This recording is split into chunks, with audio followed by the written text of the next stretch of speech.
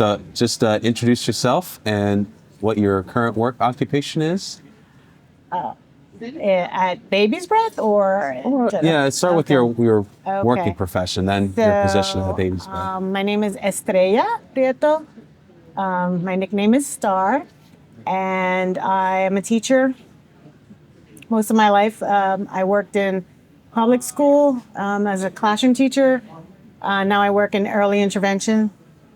So I work with babies and toddlers, infants and toddlers that are developmentally delayed, and I'm a volunteer at a Baby's Breath. It's funny you said early intervention because my daughter-in-law, or sorry, my sister-in-law had a child that had what's it called? A pretty rough pregnancy and needed some early intervention. Yes, So yes. I found out about that stuff, and we actually had it for our little Colette because she was born at 5 pounds. Is she receiving early intervention now? No, or- she got okay, big and but strong, and she didn't end up needing it. Awesome. But That's great. Yes. it was So it's cool to because find of out. our son that I got into that field, because he was diagnosed with autism when he was 3. So right after that, I found out I had left the school district, and I found out about that opportunity, and I've been doing it ever since. Yeah. Okay. And then that led you into Baby's Breath because they're all about taking care All of people. about babies, right? Yeah, babies. Yeah. Yeah, that was God's hand. God had his hand in that. My husband and I teach natural family planning. Okay. So the couple that taught us, one of them, they called one day and said they needed someone to translate at one of the parenting classes at a Baby's Breath. I had heard of a Baby's Breath, but had never been involved. I said, "Oh, sure, I'll go," and the rest is history. Now you got more than you want, but hopefully fine. it's all fulfilling work. Yeah, it has been totally. Yes, How long have you been working with the it's Baby's been 2 Breath? years. 2 years? Okay. 2 years. So, in that translation event was in November of 2022. Okay. And then a couple weeks later, I came to my first silent auction. And so this is our third silent auction. Yeah. Nice. So what is We've been very busy ever since. well, good. How has it been with juggling a family? Has it been disruptive? I mean, obviously, has it been? I don't think I would say I wouldn't say. No, it hasn't really affected it. I mean, I'm away from home in the sense I have to travel an hour to get there because we live in Philadelphia. Okay. But I don't mind it at all. No. And I help wherever God needs me to help. That's a good attitude. Why do you feel called to be at a Baby's Breath right now? Called. I think God's been calling me for a long time. I just had a conversation with someone about how long I've been pro-life or consider myself pro-life. And it started at age 15. I was in my youth group and we were preparing for a retreat. And our spiritual director handed everyone a topic, all the leaders. Say, "Oh, you're going to do a talk on pro-life." I'm like, okay. So this is pre-Google. So I had to actually go into the library and learn about all the different pro-life topics, issues. And the more I read about abortion and what that really meant, and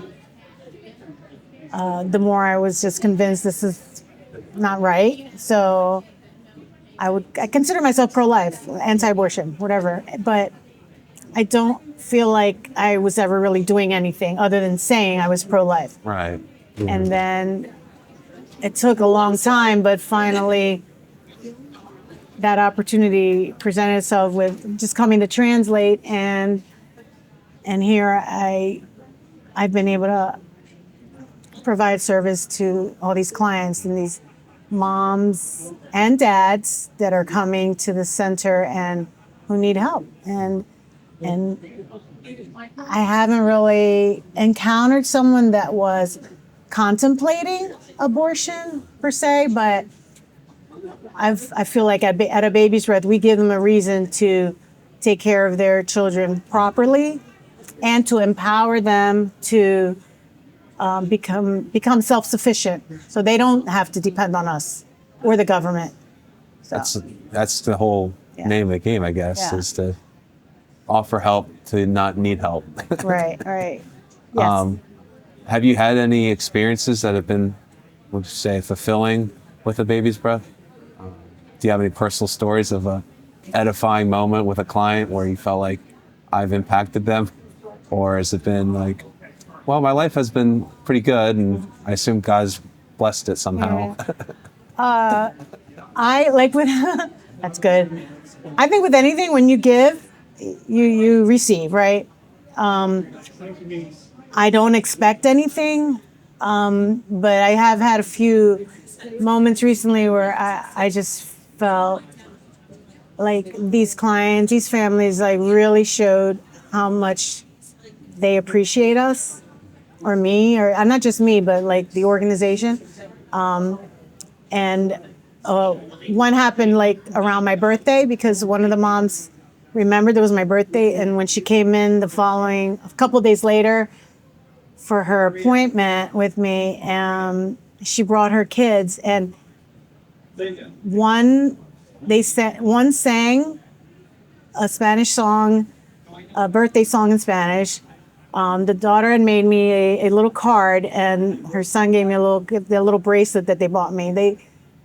I mean, it's the small things that count, right? So So there's a gift giving. That was your love language. yeah. So That's what it that was. is stuff. Yeah, and that's my love language. I don't know how she knew that, and she didn't. I don't think she read the book, but yeah, definitely my love language. But that touched me. And then another family again.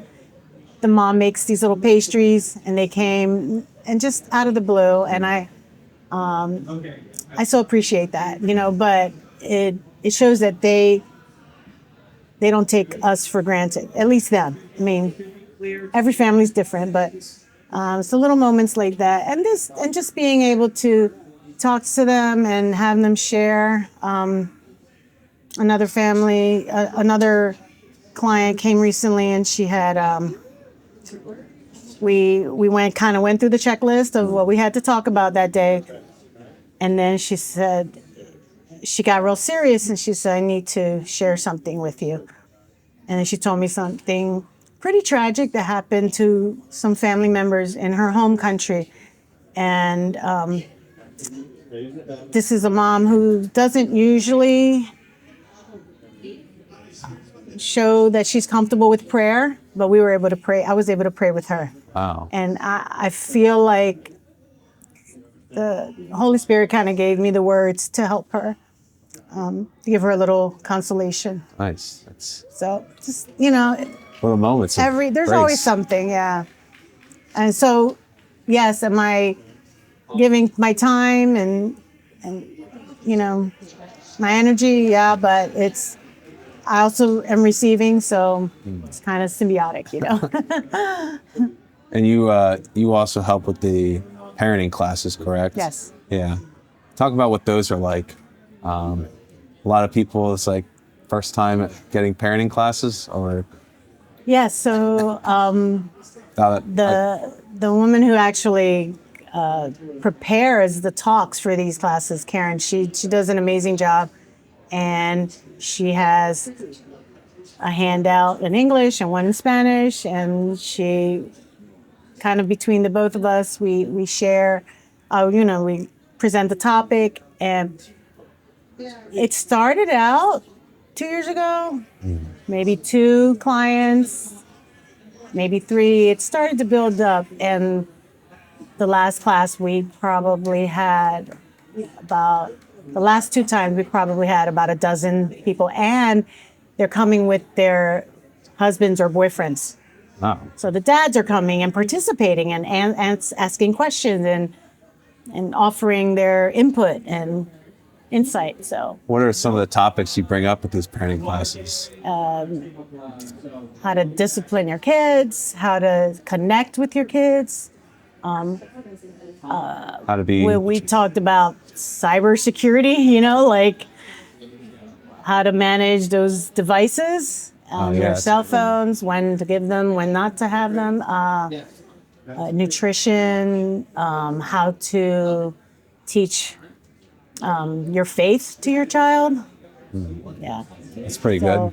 and Do they have? what I love is that they're starting to feel more comfortable with each other and with us. So they're sharing, and sometimes we learn tips from them, and it's nice just to see that connection with them, and they feel like they have something to offer. It's not just us feeding them information. Hey, this is what you need to do. This is what you need to do to be a better parent. But it's like you already have the tools. You're already doing some really good things. So here's another tool, another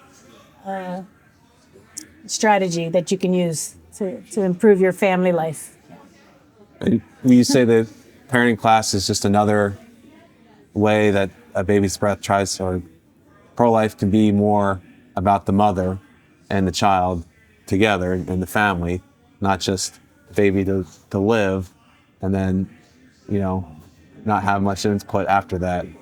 Do you think that that's kind of the better way forward in the pro-life debate?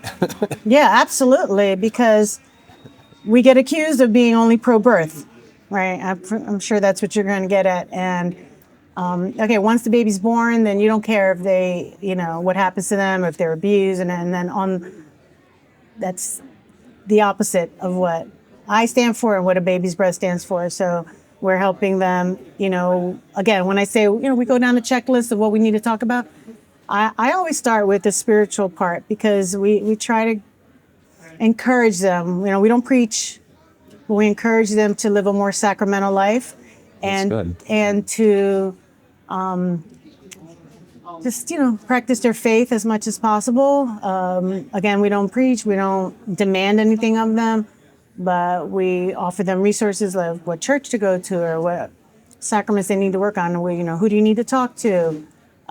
We pray with them at the parenting class. We start with sometimes we do like a whole decade of the rosary, sometimes just, a couple prayers. And we do it in English and Spanish because we want encouraging them to learn English, those that don't speak English. And again, so I don't always have to be the interpreter, right? And what was the second part of that question? Oh. I was just, how do you encourage, how do you wage war against the pro-lifers saying you're only pro-baby? Right. No, I mean, we walk with them. Yeah. As long as they need us. I don't feel like we kick anyone out. Well, you graduated from a baby's breath. You can't come here anymore because your child is no longer in diapers. There's other ways that we can help them and encourage them to be better parents, better community members, better citizens, so. Last question is, how would you encourage someone else to be involved in pro-life as you got involved? Not just saying you're pro-life, but actually doing work in pro-life. Yeah, I'm glad you asked that. I think in the beginning, I didn't really talk about it a lot. I was just, okay, this is my day to go drive to Norristown or Jeffersonville and do my thing there. But I'm more vocal about bringing it up to people in my church and my community. One of a friend from church actually started volunteering also, so she comes with me a few times a month and has been very helpful in her position. So just trying to just talk about it, just mentioning it. When I'm in a prayer group with other women, I bring up these families in the petitions we have, intercessions before we do a rosary. So, please pray for, all the babies and the families from a baby's breath. So I'm just talking about them all the time. I bring brochures and pamphlets. Reaching your community is how you reach more people. Yeah, and just being more bold, if someone asks a question or says something along the lines of, you're only you know, Don't just say you're Christian. Be Christian. right, right, exactly. Oh, So I'm like putting your, money where your mouth is right here. yeah. Thanks for being a voice for us. Thank in you. the Well, thank community. you, your whole family, your mom, and who began this mission. And It's not I'm happy. done with us. Yeah, no, not at all. It's just the beginning, actually, right? Yeah. So awesome. Thank you. I'm glad you're Thank you doing very this. much. You're welcome, Jared.